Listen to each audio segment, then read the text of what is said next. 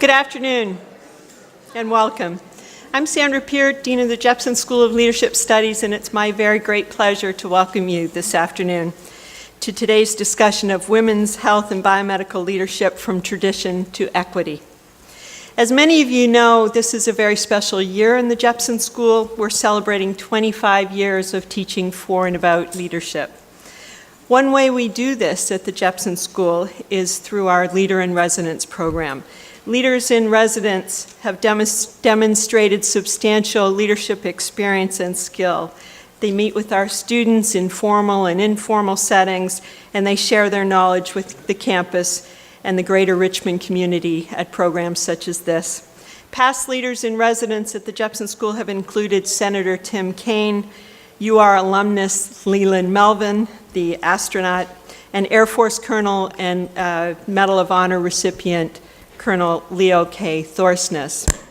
Last fall, we were honored to host our 2017-18 Leader in Residence, Dr. Vivian Pinn, in Jepson classes and for a luncheon with our students that I attended, which was absolutely wonderful, our students in the Science Leadership Scholars Program. We're delighted to have her here with us again this evening. And now please welcome University of Richmond President Dr. Ronald A. Crutcher to the stage to introduce Dr. Pinn.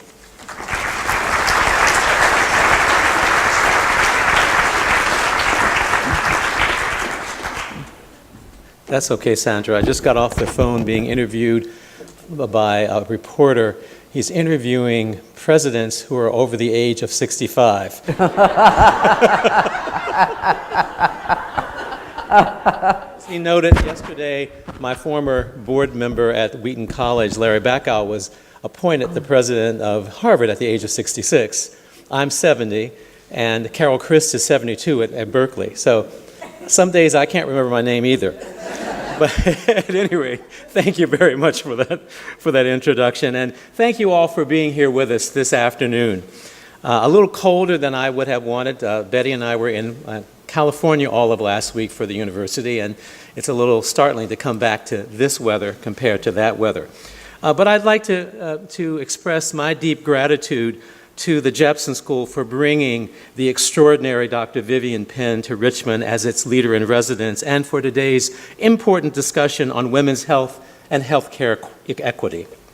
As a medical student at the University of Virginia in the 1960s, Dr. Pinn was the only woman and student of color in her class. In a commencement address at UVA in 2005, she shared a story from her medical school days that reflects the unexpected perils of the sort of pioneering achievement that she accomplished. As tradition at the University of Virginia Medical School, students were required to wear ties and jackets to class, even in the anatomy labs. Dr. Pinn said of her experience as the lone female, quote, "Of course, when the entire class was told to wear ties, I never knew just what that was supposed to mean for me." One could look back and say that this was perhaps the only thing that gave Dr. Pinn pause during her most distinguished career. She was the first full-time director of the Office of Research on Women's Health at the National Institutes of Health, NIH, and was associate director for research on women's health, both positions she held from 1991 until her retirement in 2011. During that time, she established and co-chaired the NIH Committee on Women in Biomedical Careers with the NIH director. Since her retirement from the NIH, she has been named as a senior scientist emerita at the NIH Fogarty International Center. She previously served since 1982 as a professor and chair of the Department of Pathology at Howard University's College of Medicine, the third woman in the United States to hold such an appointment. Dr. Pinn formerly taught at the Harvard Medical School and Tufts University, where she was also assistant dean for student affairs. A vocal advocate for women and people of color in biomedical science careers, Dr. Pinn was elected to the National Academy of Medicine in 1995. She is a graduate and alumna Achievement Award recipient, as well as former trustee at Wellesley College, who, by the way, has a doctor as its new president, Paula Johnson. She completed her postgraduate training in pathology at Massachusetts General Hospital. She's received 14 honorary doctorate degrees of science, law, and medicine. This past fall, Dr. Pinn, in her own words, was humbled and honored to have the main medical education building at the University of Virginia, now known as Penn Hall, renamed for her, which I think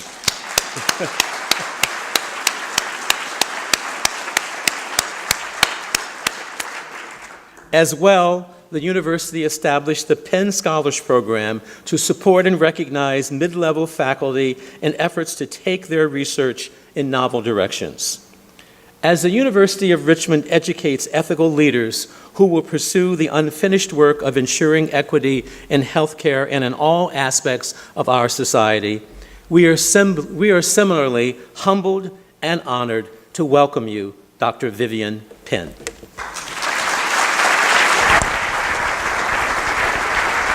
Thank you.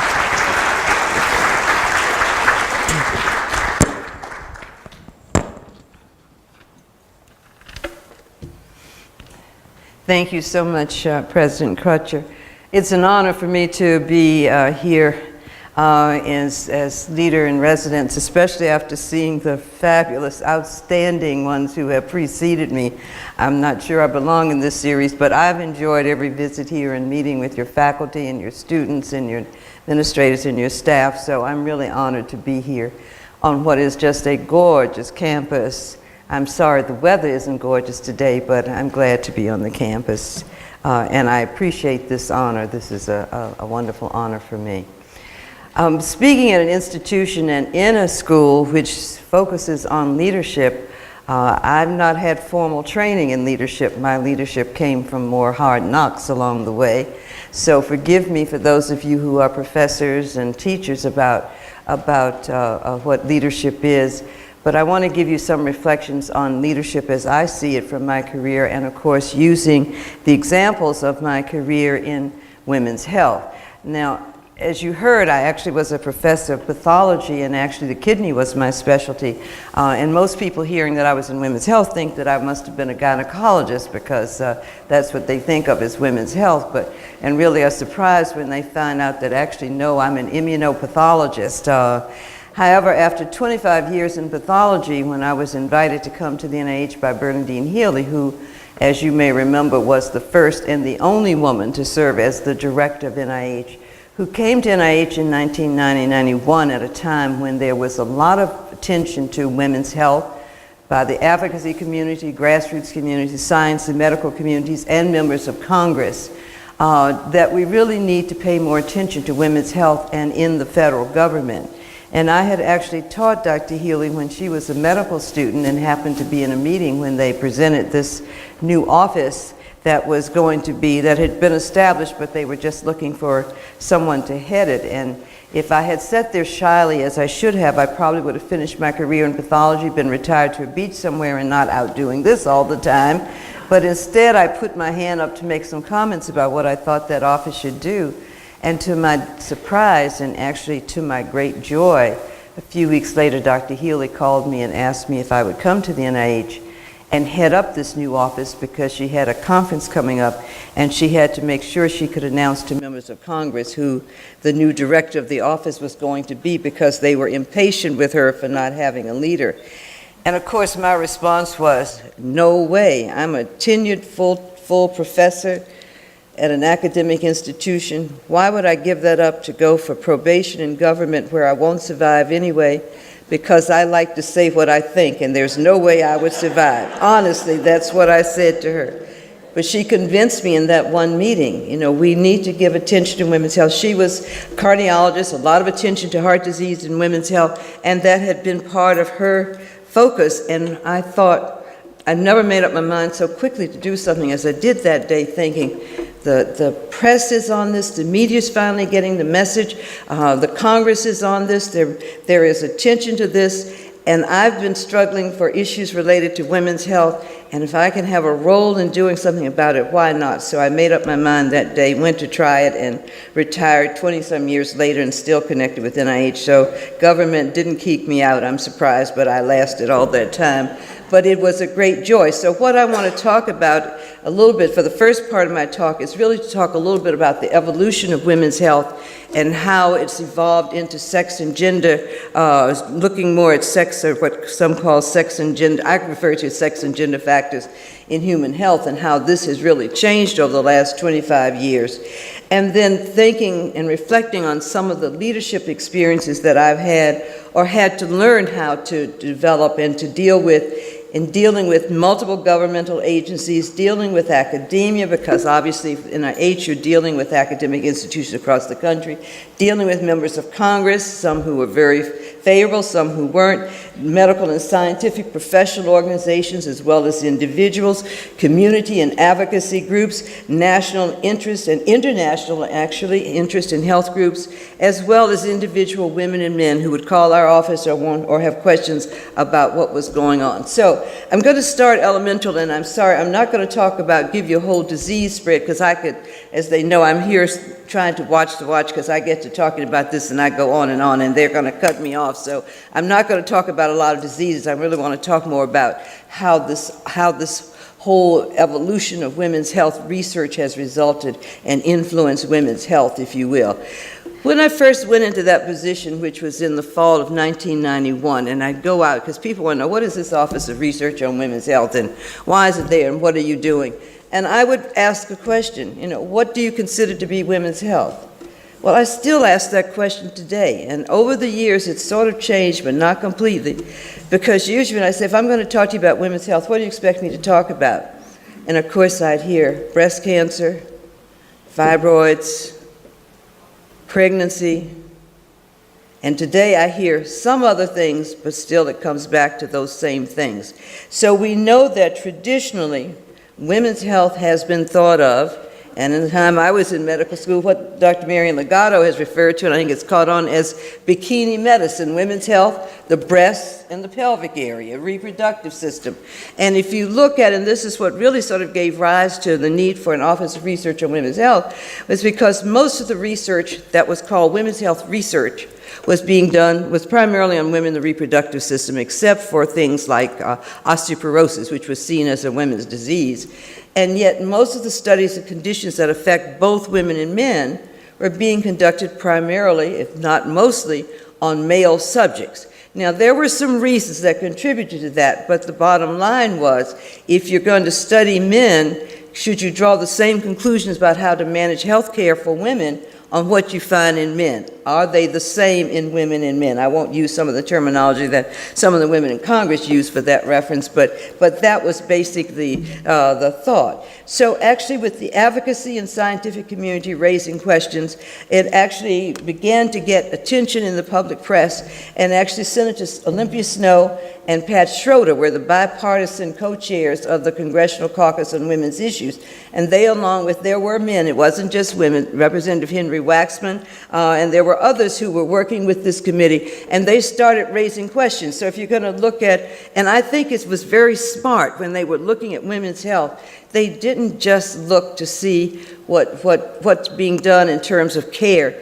They went back to the origin of what determines how we practice medicine or how we know how to behave. They looked at the research that determines the standards of our healthcare policies.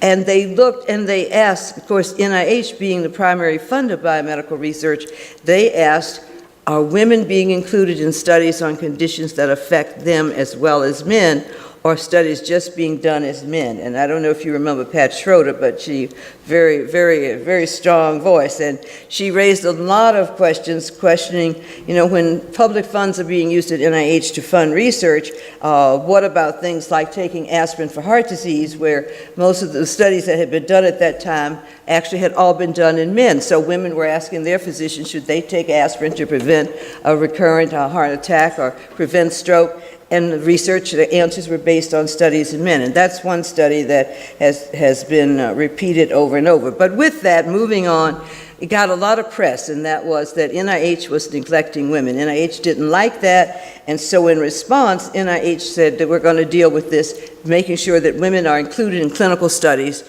and so they decided to set up this Office of Research on Women's Health. The primary purpose at that time was to ensure that women were included in clinical studies on conditions that affect both women and men, as well as conditions that affect women only. And that was at the point that I came in. So the office was set up really basically to look at inclusion in research.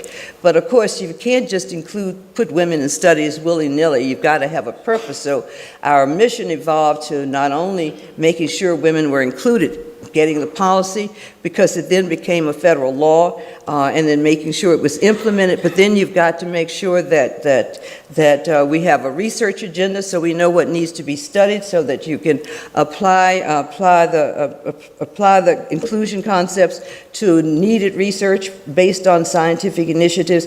And also, if you're going to be looking at women and including women in clinical studies and looking at their health, don't we want to increase both women and men as researchers on women's health, as well as increasing opportunities for women to have careers, in biomedical careers, in research, and in contributing to this new world of study, looking at research. So one of the first things we did was to redefine women's health. No more of this just bikini medicine, thinking of women's health as across the lifespan, and if you will, including the entire body, from the head to toe, if you will, musculoskeletal system, heart, brain, our behaviors, but also not forgetting that there are many areas, and there still are areas that need more research related to the reproductive system. We still have not found good non-surgical alternatives for fibroids, for example. There are many areas of reproductive health that need more study, but at the same time, we need to define many of the areas that had previously just been studied in men. But the idea was the lifespan context, that women's health didn't just begin the day we crossed puberty and end the day we reached menopause. And I did have a nice quote, but I decided in mixed company I wouldn't show it, that someone had, that a physician wrote about menopause and women's health. And in essence, once we were no longer, well, I won't even quote that, but you can get the gist. That would be a whole hour, 2-hour lecture response. But just think, a basic fact of biology.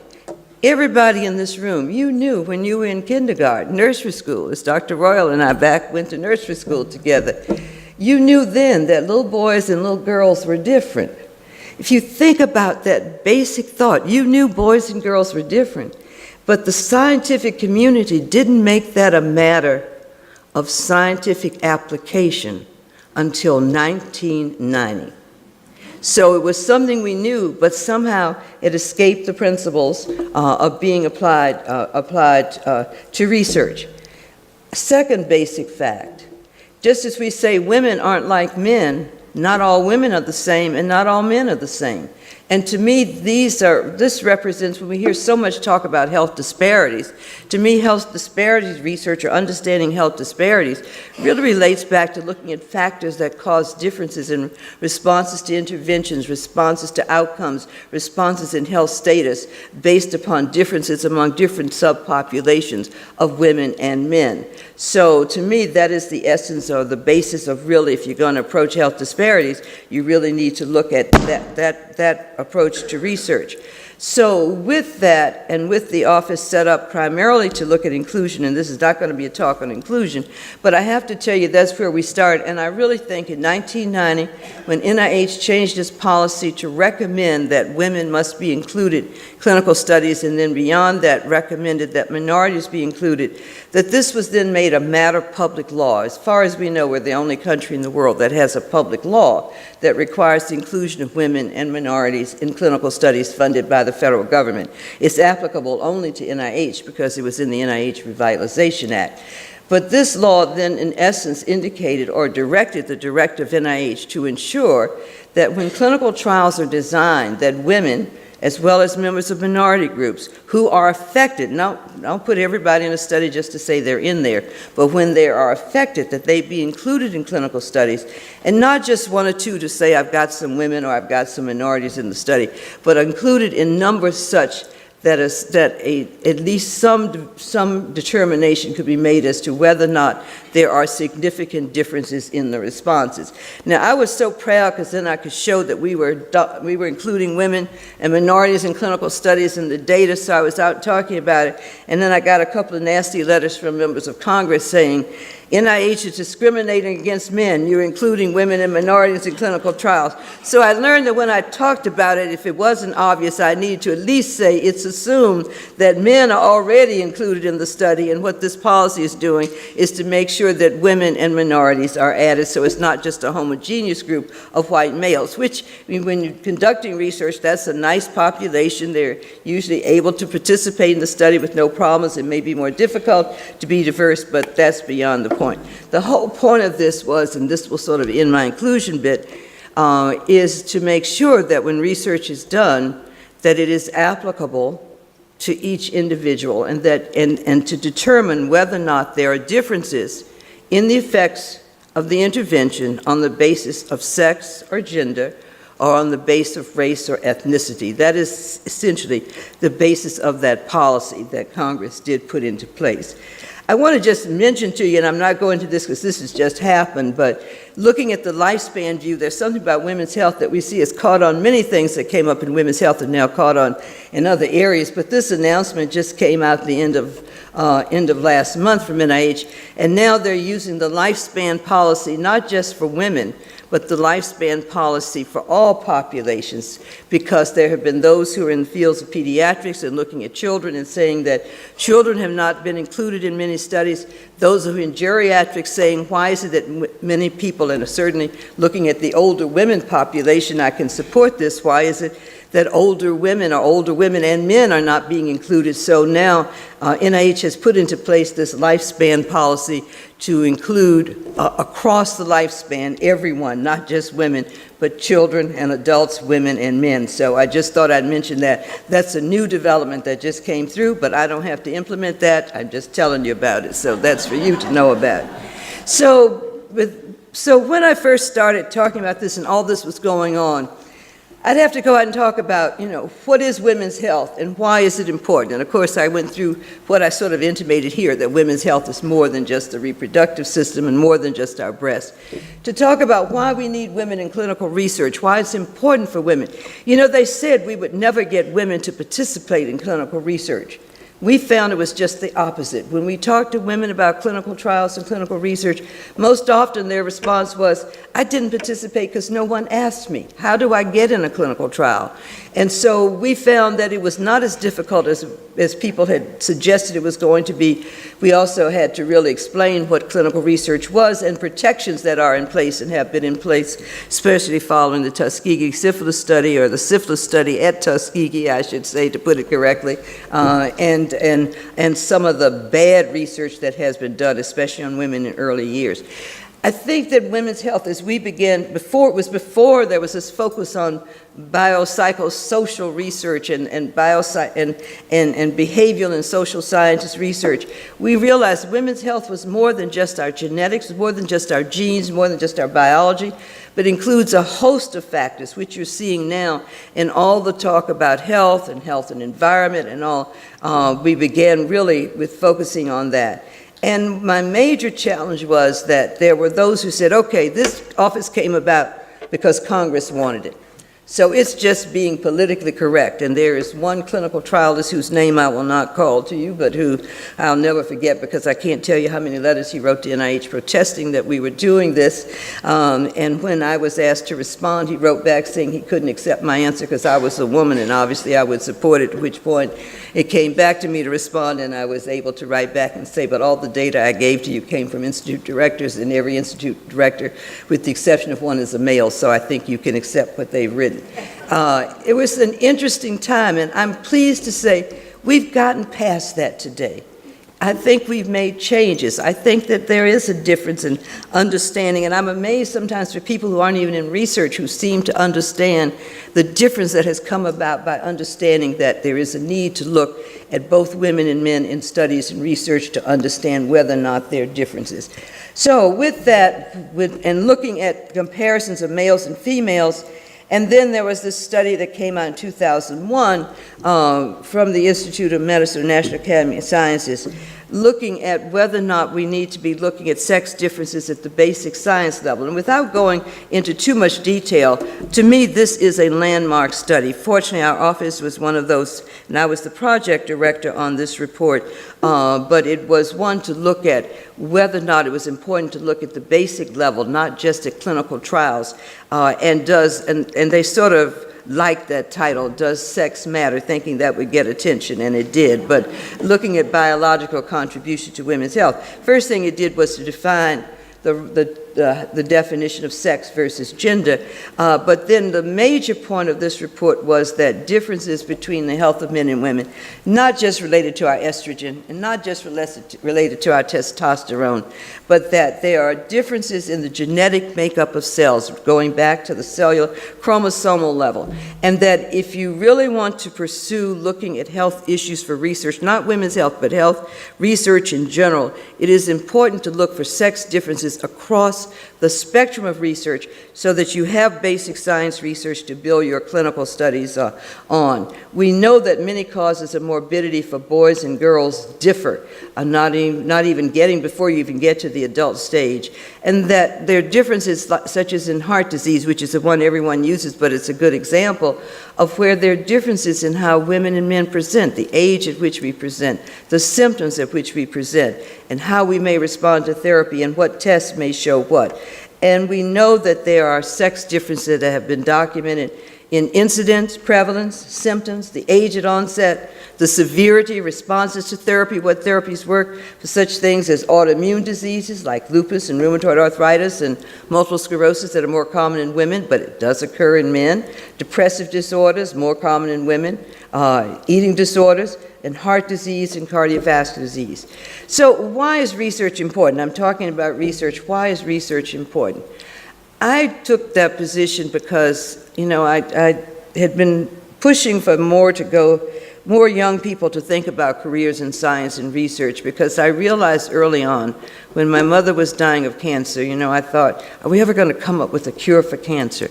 I'm sure each of you, if you've dealt with a disease or a condition affecting you or someone in your family, you want the answers so medicine's going to have the cure. And where does that cure come from? It comes from research.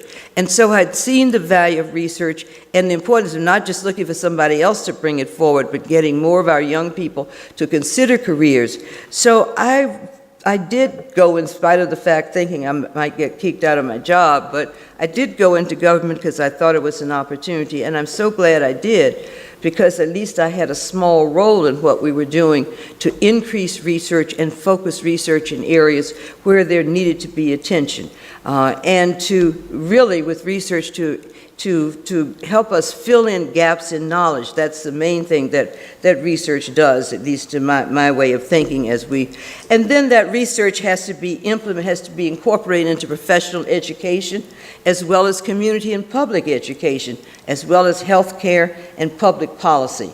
And then it has to be incorporated into public health policy as well as standards of health care. And we know that, for example, there are papers that have suggested that perhaps some of the differences in the survival from breast cancer, for example, differs in different parts of the country because there are different standards of how people are treated. So there may be geographic differences. So it comes down to how do we set those standards of practice. So yes, sex does matter, and it matters because it does affect the clinical setting.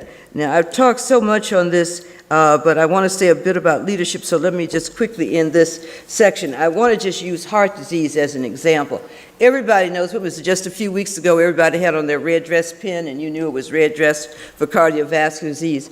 But think back, about 10, 15 years ago, if you asked, and I would ask audiences like you, I would ask professional student audiences, I would ask groups of physicians and nurses and dentists, what's the leading cause of death for women? And they'd always say breast cancer. So it is really encouraging that today, even when I ask students and I ask that question, I get the answer, heart disease. So we've come a long way because we know that heart disease is the leading cause of death for women in this country, just as it is for men. And yet that's only recently been recognized, and it's nice. I heard somebody mumble that. Thank you. I'm glad to know this audience is on top of it, because for years we didn't hear that, and unfortunately, sometimes still. But just to show you what difference research makes, we funded this report back in early 2000 to look at what had been studied on heart disease and looking at the literature, even though even at that time 250,000 deaths of women were from heart disease each year, that less than 20% of the articles in the literature, meaning randomized clinical trials, actually included findings for women or looked at women as opposed to looking at men. So it's made a difference, and we know much more now about differences, but that gets to sex difference. For the men in the audience, I don't want you to think, and the reason we refer to this as sex and gender is that it's no longer just women's health. If you're going to look at sex and gender difference or women's health, you can't learn what's different in women without studying men. So men, you all have benefited from our research too. So we may have had funds for the Office of Research on Women's Health, but the majority of our budget and the majority of the funds, now that I'm no longer there, are really going to women and men, because you can't study differences without looking at both women and men. And here's a good example. Osteoporosis, that for so long was thought to be mainly a condition of white women and had been primarily studied in white women, but recognizing as men are living longer and that it's a condition that affects people of color also, one of the areas that needed to be promoted, just as we promoted heart disease research in women, was to promote research on osteoporosis in men and people of color, to understand if there are differences in how you determine and how you approach that medically. So looking at cardiovascular disease, looking at lung cancer, looking at mental health disorders, looking at Alzheimer's disease, more common in women, not just because women live longer and live older, but it is more common. And looking at women's health research, which has evolved now more into looking at what Paula Johnson said, and this was from a workshop she did, but I call it, a sex-specific medical research or gender-based medicine, or however you want to define it, is looking at the basic research, then making sure we have the clinical trials, then translating it into clinical care, and then determining whether or not it's making a difference. Now, NIH has also now put in a policy requiring balance. In other words, don't do all the research on breast cancer on male mice. They want to see female models, and so now, but I'm amazed at the number of researchers, since I've talked about this policy requiring basic research, not just human clinical research, to know sex differences. How many basic scientists have said to me, you know, I've been doing cell line studies for years. I have no idea if the cells that I'm studying originated from a male or female. They hadn't thought about it. And so it's beginning to think about what the effects of the sex of a cell may be on the outcomes of research. So we have learned a lot about genetic basis of not just breast cancer and other cancers, but many other diseases, and actually genetic studies are beginning to be the basic approach to almost all human health and diseases, and with the effects of the environment and other things on it. Looking at how sex and gender and aging affect pharmacological interventions and treatments.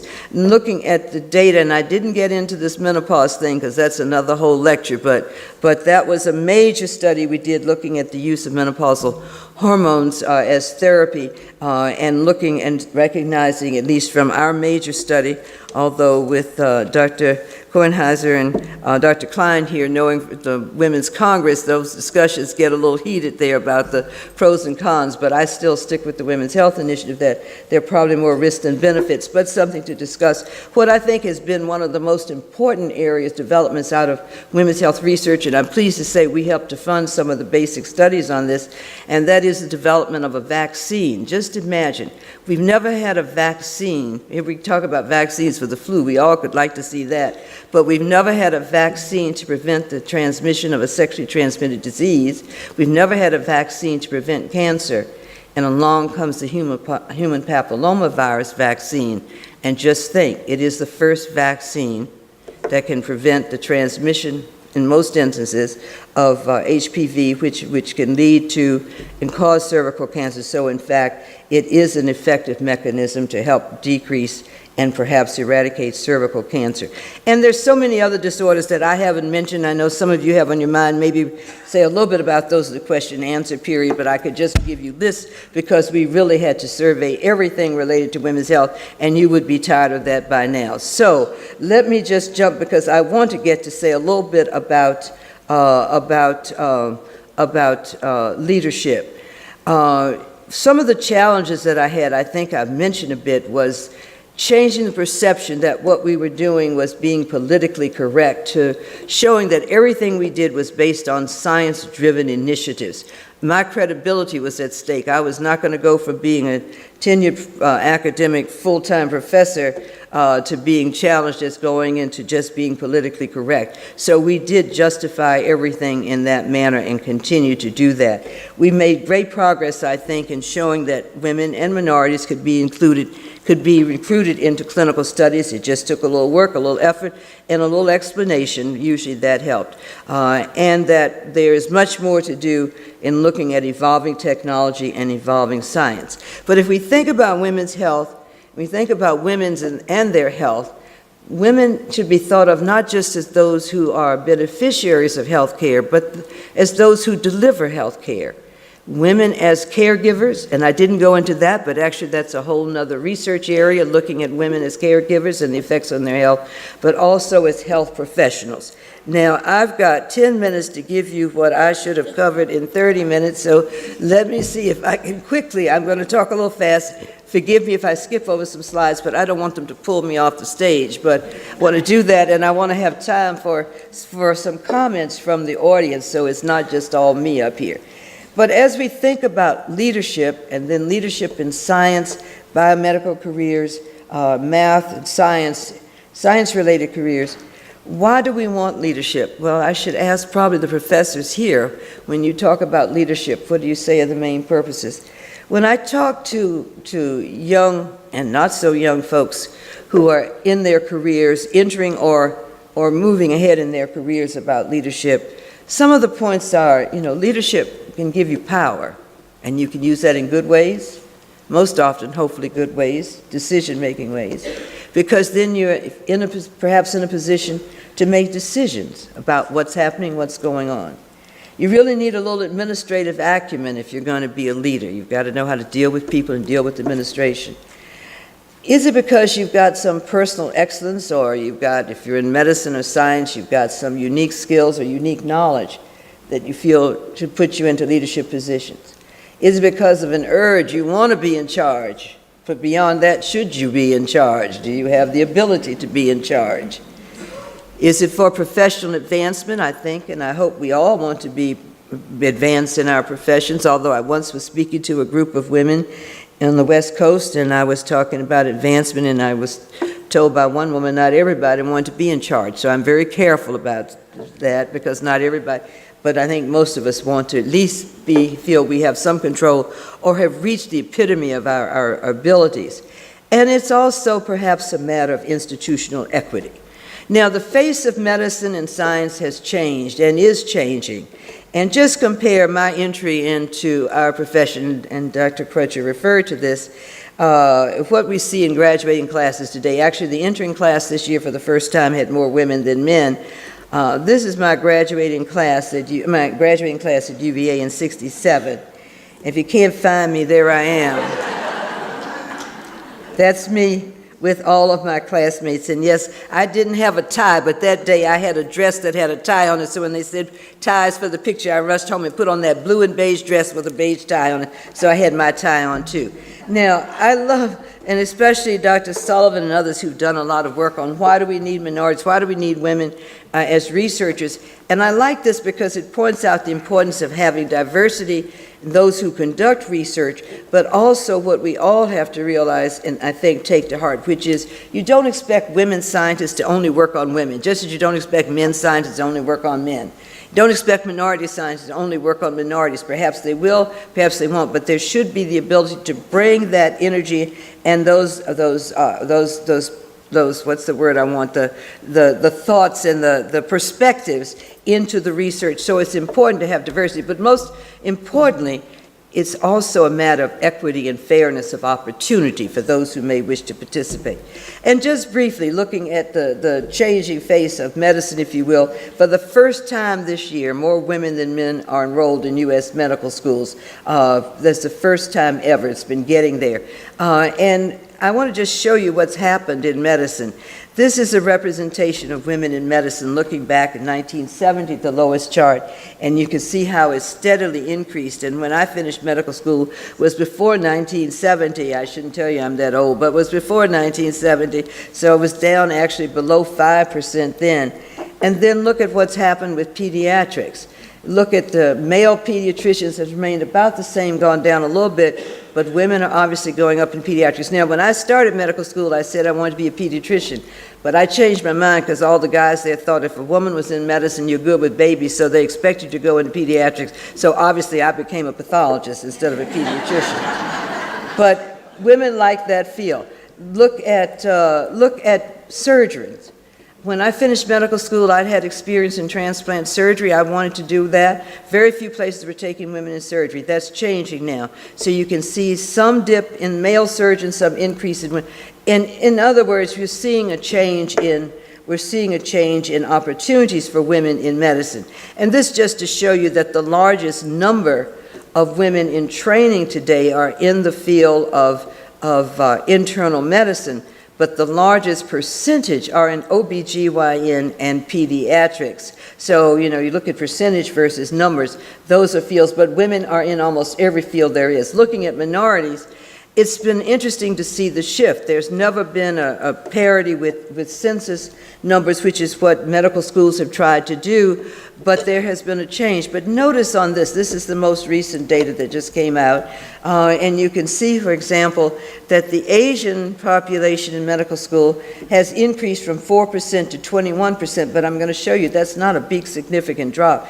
And it looks as though there's a huge drop in whites from 83 to 51%. And for blacks and Latinos, it's not changed that much. But then you look at the actual numbers, and actually, while there's a decline in percentage, the actual numbers for whites has actually been not much of an increase. It's about the same, not significant change. But if you look for Asians, where there seemed to be a huge increase, it really has changed only from 2010 of 4,200 to 5,100. So one has to look at percentages and numbers, but I want to call your attention to one statistic that is important. When we look at males and females in medical school, there's one population that we consider to be at crisis, and that is the black male. If you look at this chart, women are in blue, guys are in the yellow, gold coming down. And over the years, it has been noticed that we have seen a real decline in the number of black males and black males entering and graduating from medical school. And many consider this to be a crisis. And in fact, you can see that, at least the data show that in 1978, 1,400 black men applied to medical school, and just a few years ago, fewer black males applied to medical school. So this is getting attention of the AAMC, the National Academy of Sciences. Engineering and Medicine just had a workshop working on this. Mrs. Dr. Crutcher is working with the Cobb Institute, which is focusing on this. I just wanted to bring that to your attention. But the pipeline, everybody refers to the pipeline. Somehow, I was in that pipeline. I'm one of those that dropped out because I took time out to take care of my mother when she was dying for cancer and went back in. But I want somebody to come up with a better metaphor, because somehow I pictured there I am in that drop coming out of the pipeline. They talk about the leaky pipeline. Somehow I don't want to think of myself as a drop coming out of a leaky pipeline, but rather these alternative pathways we have to success in our careers.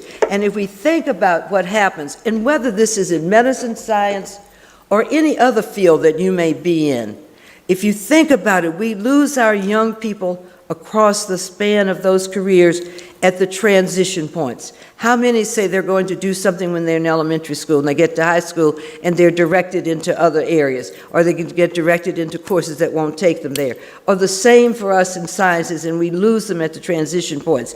And there have been many articles published recently that actually the loss of potential physicians, scientists, and I'm sure lawyers and engineers and all types or get lost because they get channeled now even in elementary school. So we really need to focus our efforts. Who's going to do all of that? I'd like to see a combined effort between departments of education and departments of health and human services to do that. I don't know that it will happen. Well, I wanted to talk a little bit about women and their career paths, but I'm going to just skip ahead to just cover a couple of points. And that is when we look at what are some of the barriers and factors that affect career pathways for women in science, math, and engineering, research careers. It's interesting because the report from a workshop I did way back 20 years ago are the same factors we see published today, when maybe in different times, looking at, recruiting role models and mentors, that's improved some. We still have problems with paths and rewards, meaning salaries and promotion rates. We're dealing with that. One of the things that still stands out is that business of the dual role that women have. We've gotten smart, but we haven't figured out how to get men to have the babies yet. And we also know that while men are sharing more, women have the primary caregiving responsibilities, and that can affect, that dual role can affect your career pathway. In addition to gender, what was referred to as sex discrimination, gender sensitivity, and racial bias, today we hear of that more in terms of implicit bias. And I want to say a little bit about sexual harassment. But looking at what are some of the major barriers, I don't know how many of you remember, I haven't gotten there, I'm going to hold that thought, but this report, which is to me is another landmark report on women in science careers, and this is from also the National Academies Press, Beyond Bias and Barriers. I don't think there's been a report since that is as good as this one with data and information. Donna Shalala chaired this committee. But it talks about, well, the major point for me from this was that it's not that women don't have the talent to do science, engineering, or science and engineering, but it's the systems in which we have to deal that have not been modified to meet some of our needs and demands. And I like all this talk about, inherent bias and implicit bias.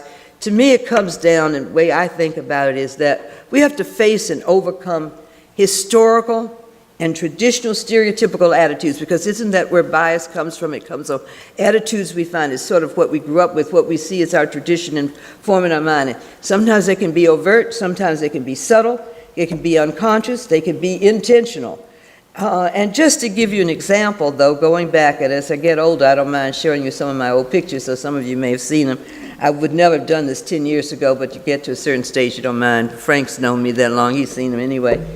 But anyway, you remember when the former president of the university you just announced a new president for made an announcement that perhaps the reason women didn't do well in math and science was because they lacked the innate ability to handle math and science?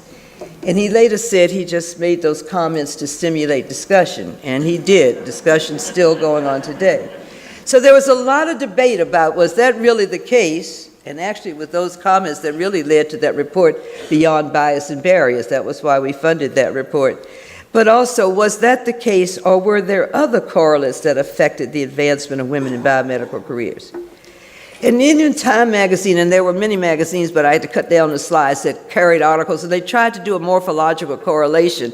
And so they looked at the size of the brain, and here this Time magazine said, studies agree that men's brains are about 10% bigger than women's brains, but that doesn't predict intellectual performance as was once thought. Men and women perform similarly on IQ tests. Well, that was in March 2005, but I could have told them that from the 60s. There is my entering class at medical school. Remember, I showed you graduation, but there's the entering classes. There I am. A few weeks into first year, one of my classmates came up to me and said, "Vivian, you have no business being here. You're just taking the place that some man could have." He said, "I read ahead in my anatomy book." Of course, I'm probably just getting mine, and he's letting me know he read ahead. He said, "And I read that men have bigger brains than women. So you'll never make it through, and you're just wasting the spot that some man could have." Honestly, it happened. I can still remember his yellow button-down shirt, third cadaver table, anatomy lab, when he said that. Here's my graduating class. Remember, I showed you that, and I'm still there.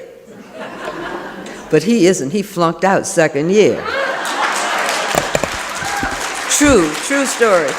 Not a story, true happening. So you see, it didn't really hit me then, but maybe I should be grateful to him, because I began to learn there were sex and gender differences in morphology and in brains because of him. I've known since 1963, the fall, that men have bigger brains, but that doesn't mean they have better intelligence than women. But also, what then came out, I've known since then, and he got me started in gender comparison. So, I should really thank him for that. So, but somehow we can be influenced, and you can influence those around you by making comments that may affect them. You've got to be careful what you say. You want to encourage people. Make the right kind of comments, what we can refer to as perceptions. So you get perception, you're going to be successful, and some unintended biases. And again, confronting stereotypes. So here's another example. There I am. Oh, I was so nice and thin then, but back in, that was fall. That's my fall pathology group. The day that I learned, my fall of my senior year, I hadn't even finished medical school, and I had just learned I had an internship in pathology at Mass General. I was so excited. I was going up the steps, and one of the pathologists, he's right in that picture. He's still a good friend. He's still there. He probably doesn't remember, but I've never forgotten. I'm coming up the steps, and he says, "Vivian, we're so glad we're going to have you here with us next year." That means to start my internship. He said, "But you'll never be a pathology chairman because women don't become chairman of pathology." Now, I'm a senior medical student. I haven't even finished medical school. I'm not even thinking about a faculty position, much less being chair of a department. But it was in his mind, that much of a stereotype, that he felt it important to tell me, a senior medical student, on the day I learned about my internship and still got to go back take my boards, that I would never be a chairman. But of course, I did become a chair a few years later. So we have some changes remaining, but we've had successes. I don't want to negate them. We've had successes. We've seen increases. We're seeing women and others go into other areas, but those dual responsibilities continue to be a concern. And let's look at work-life balance. We hear about that in medicine, but you hear about it in other fields. It's not just in medicine. So these comments are hopefully applicable to other areas. Now, many want to blame women. I think women should get the credit, because both men and women are benefiting from recognizing you don't have to be at your job from 4 in the morning till 2 in the morning the next night, that maybe there is something as important related to family and other things and other business of life. But so women should either get the credit or the blame. And when we look at family responsibilities, though, continues to be primarily those of that women have the primary responsibilities. But when we think about policies in the workplace that can affect or help alleviate some of these, we have to make sure they aren't thought of as female-friendly policies, but family-friendly policies. And you'll notice that NIH has now named its policies family-friendly initiatives, and we recommend you do that. Because I've known women who've not taken advantage of flex time for promotion or other flexible opportunities because they're afraid there'll be a stigma if they're seen differently.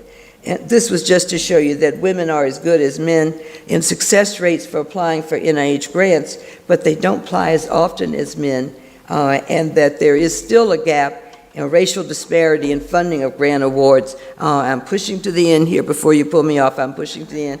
And NIH is looking to see if there's implicit bias built into its review system of grants to see what that does. So, dealing with, and there's my voice, it's telling me it's time to stop too. So, dealing with, looking at, it's funny, maybe 5 years ago, I wouldn't have talked so much about implicit bias, but almost every paper, almost every lecture, discussion about careers is dealing with unconscious bias, implicit bias, and many of those things we talked about as barriers or challenges are now falling under that discussion. So I've got it there as really a way to reflect many of the things that serve as challenges or barriers.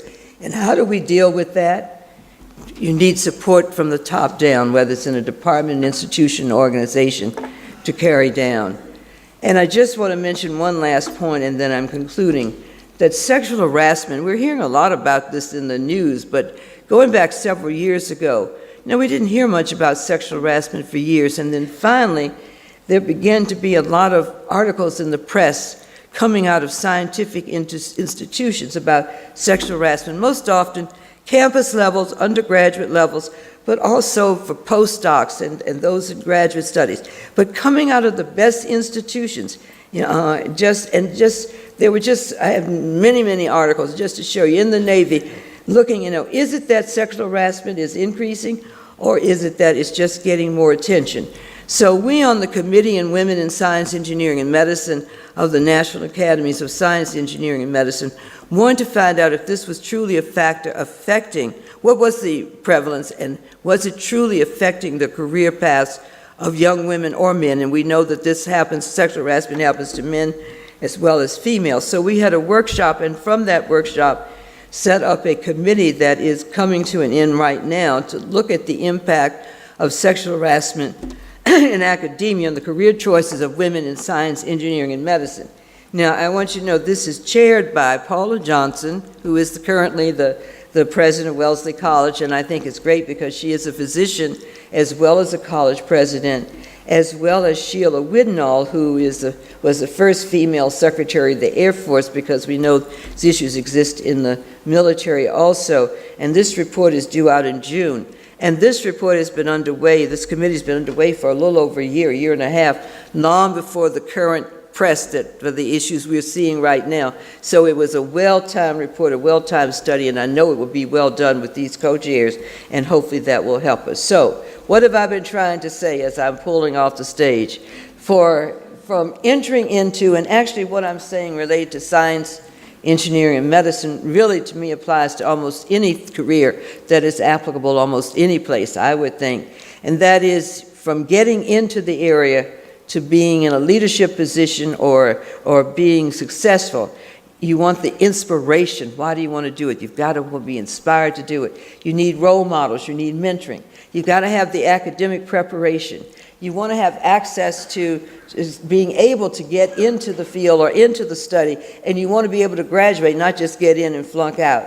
And you've got to learn how to negotiate those critical transition points to academic or career achievement. And for forks in the road for careers, you've got to remember there's nothing more important than mentoring. I could talk all day on mentoring, the importance of mentoring, as well as networking and collegial advice.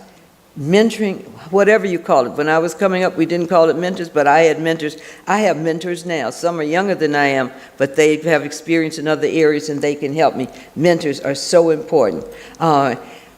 When you're dealing with these challenges, do you speak out? Do you speak out about changing institutional traditions or processes or procedures or expectations, not just to be critical, but in a way to bring about positive change?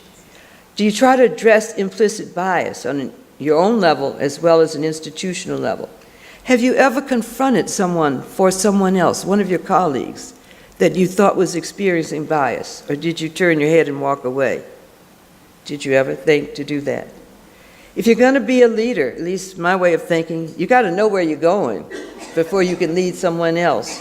So you've got to determine your goals and set a path for your future career.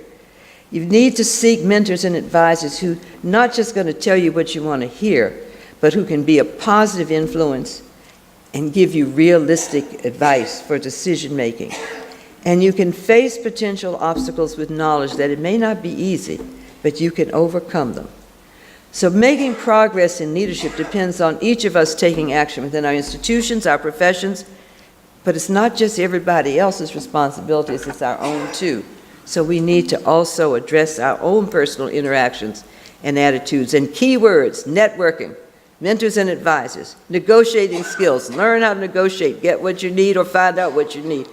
Know about interview expectations and how do you hold up. Be able to be self-confident, but I hate arrogance, and there is some of that there, but you can be self-confident without being arrogant.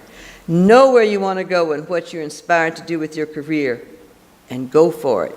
Learn from negative experiences and recognize that different perspectives.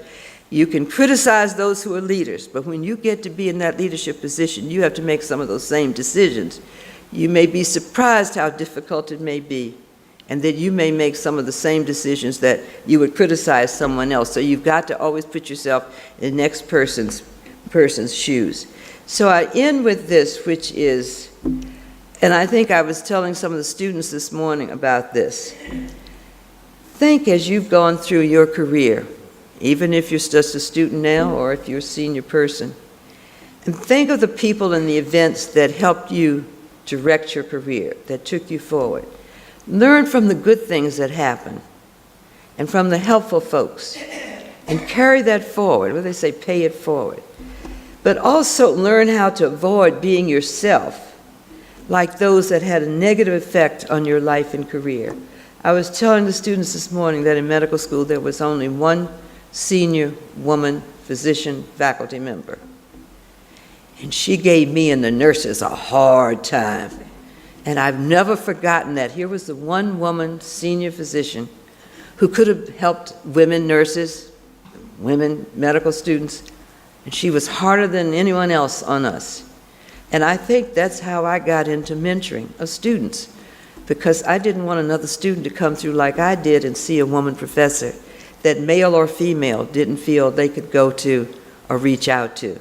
So I can thank her, not in a nice way, but thank her because she set me on my path. But if you think about that through your life's careers, I think it can be helpful in directing where you go.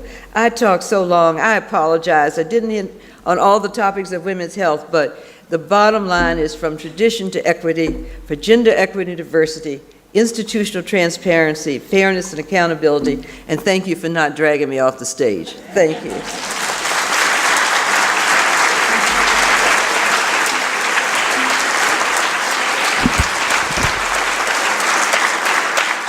For those that don't have to rush out quickly, I understand we can take questions. I'd love to hear from you, so there are microphones here, so please come to the microphone. And I hope rather than asking me questions, you'll make comments and give comments rather than asking me. I'd love to hear from you. Hello, thank you. That was lovely. 2 questions. Do women need to take aspirin? And do you have insight into the opioid epidemic beyond overprescribing? And does it affect men and women differently? You know, I don't know the latest research on opioids, but I do know the approach to treating addiction for men and women, that there are many centers we've funded. Well, I keep talking we, I'm no longer at NIH, but I did fund, and that are funded, I should say, that look at how to treat addiction and find that there are different approaches that need to be taken in dealing with addiction, whether it's addiction to drugs or addiction to alcohol between men and women. So yes, there are differences that are thought to make a difference in the success of the interventions and getting women and men to participate. Some of those have to do with just how you deal with women because of their family responsibilities, or they don't want their children to see, or they can't get away to clinics, in addition to how they're dealing with drugs. And I'm sorry, Dr. Wendy, is that you back there? Do you want to comment on that? I don't know.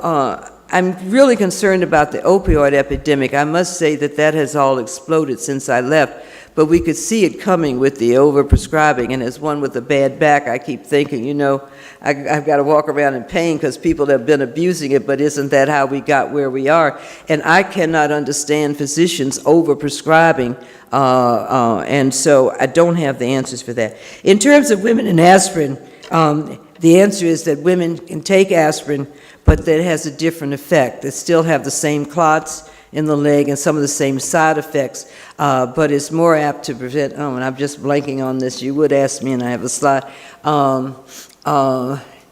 It's more apt to prevent stroke than an MI, as I recall. Is there a physician in the house? Yes, Wendy, tell me why I'm blanking on that. Yes, prevents stroke but not MI. That's right, thank you. That's right. So it is beneficial, but not the same. So there was a difference in the findings between men and women. Thank you. Thank you. I'm glad to. That's Dr. Wendy Klein there, who one of the head of the Women's Congress and a women's health specialist. So thank you. I'm glad you're still here. Yes.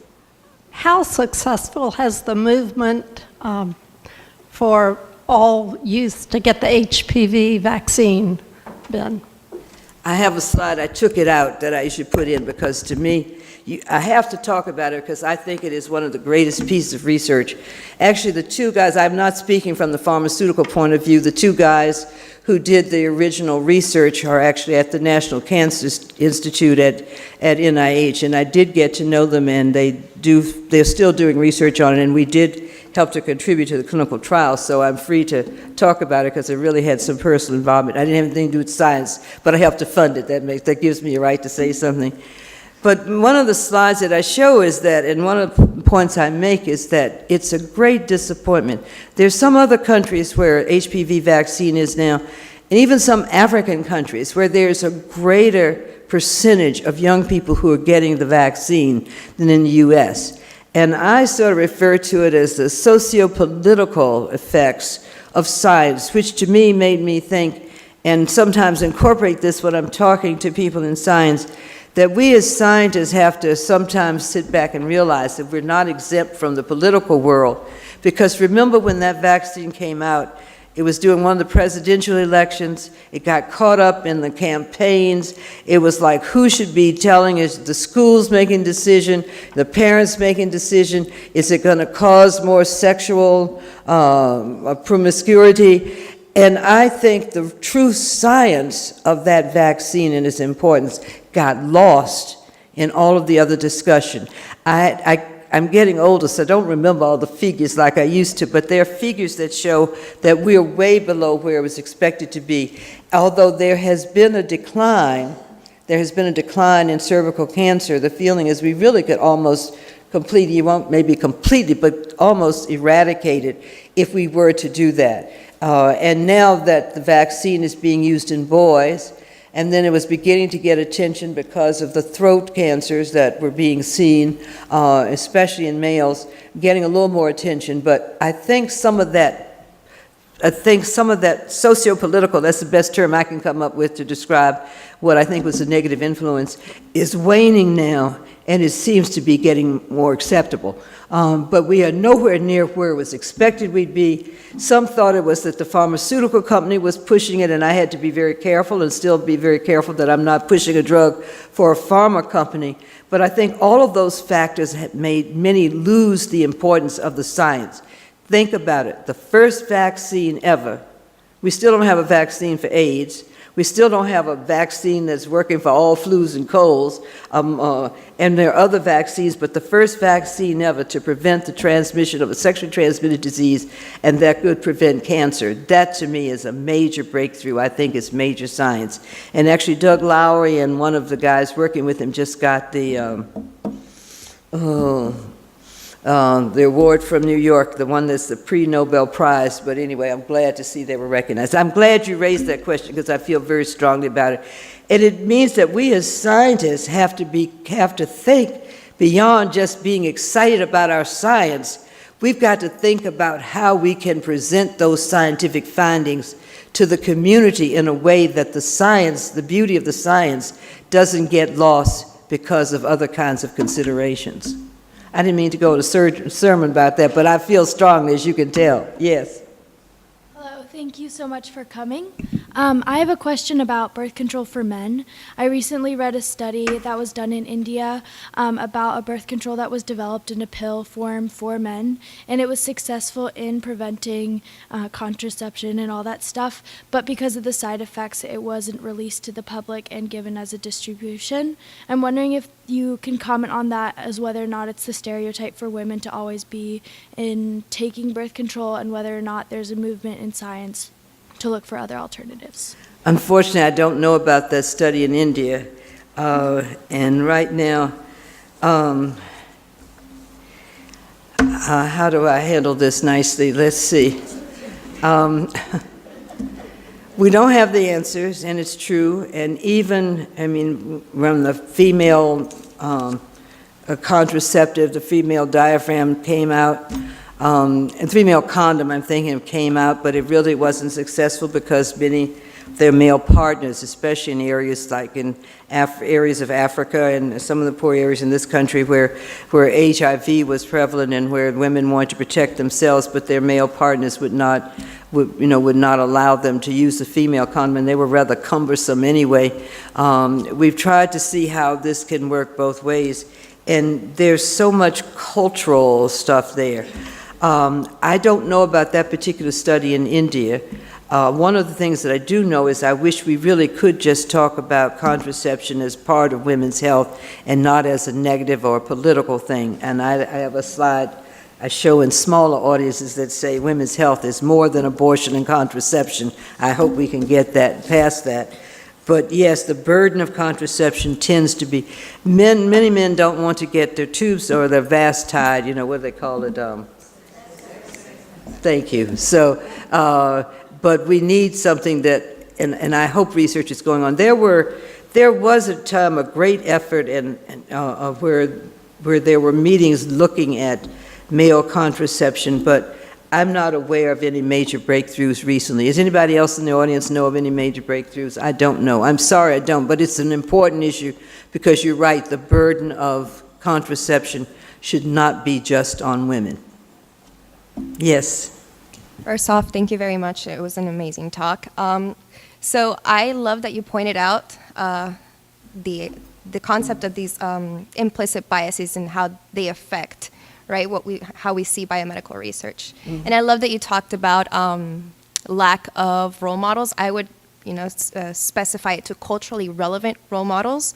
And that leads me to my question, which is, what do you think, or what would you say are the greatest threats and opportunities that we are facing right now to increase the participation of underrepresented groups in the biomedical workforce? Mainly what I showed on the slides, the fact that implicit bias is there.